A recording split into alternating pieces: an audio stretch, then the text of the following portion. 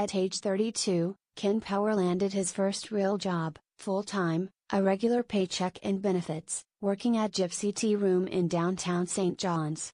2 years later, he's become a valued employee, an integral part of the crew toiling in the restaurant's cramped basement kitchen.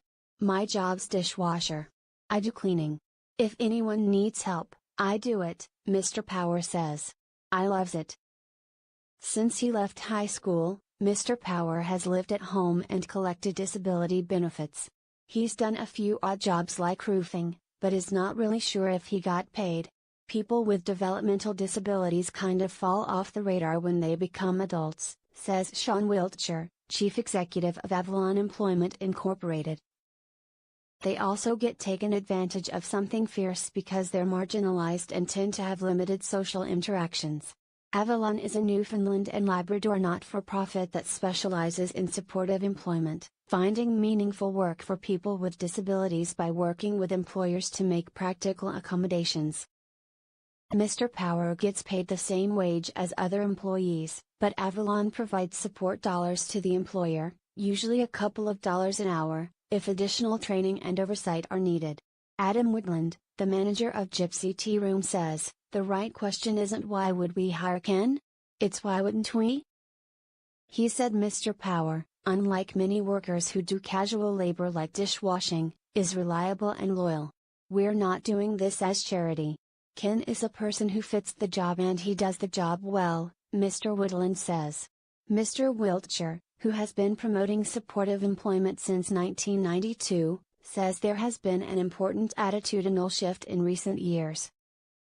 Employers used to see hiring someone with a disability as a way to look good. Now, it's an economic decision, and that's how it should be. Traditionally, people with developmental disabilities have worked in sheltered workshops for menial wages, or cycled through endless training programs. Mr. Wiltshire says this approach was based on the false assumption that people with development disabilities don't have skills, and need to be coddled. Ability isn't the problem. Willingness to work isn't a problem, he says. The principal barrier to employment is people's attitudes.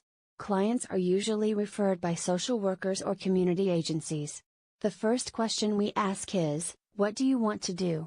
A lot of them say, "You're the first person who's ever asked me that," Mr. Wiltshire says. Funding for supportive employment comes from federal and provincial governments. It varies a lot between jurisdictions, but Newfoundland and Labrador has one of the broadest and most established programs. A study found that for every $1 supportive employment receives, the federal and provincial governments avoid $3.09 in spending for other programs. People who work pay taxes, they don't get social assistance, they don't use food banks, and so on, Mr. Wiltshire says.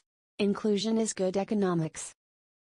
One of Avalon's first clients was David Thistle.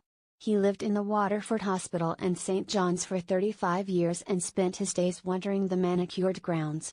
When he was asked, Mr. Thistle expressed a love for gardening, so they found him a job landscaping. He would later work at Wendy's, as a cleaner and a baker before retiring. "We don't do training, we do jobs, and that's an important distinction," Mr. Wiltshire says. Training people for jobs that don't exist is patronizing and wasteful. The agency also provides ongoing monitoring and support. Getting a job is easy. It's keeping it that's hard, says Shelley Andrews, an employment counselor at Avalon.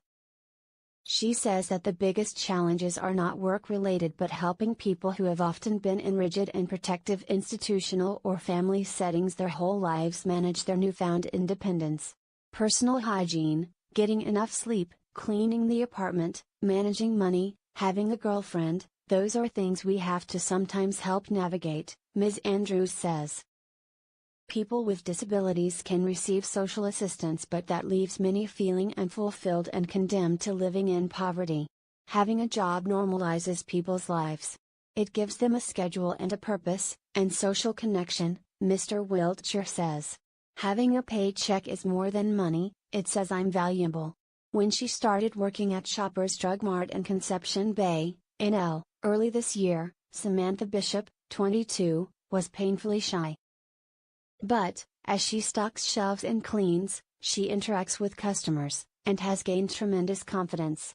Sam has really come out of her shell, says front store manager Lauren Allen. This is not just a job, it's about building a self-confidence and a sense of belonging.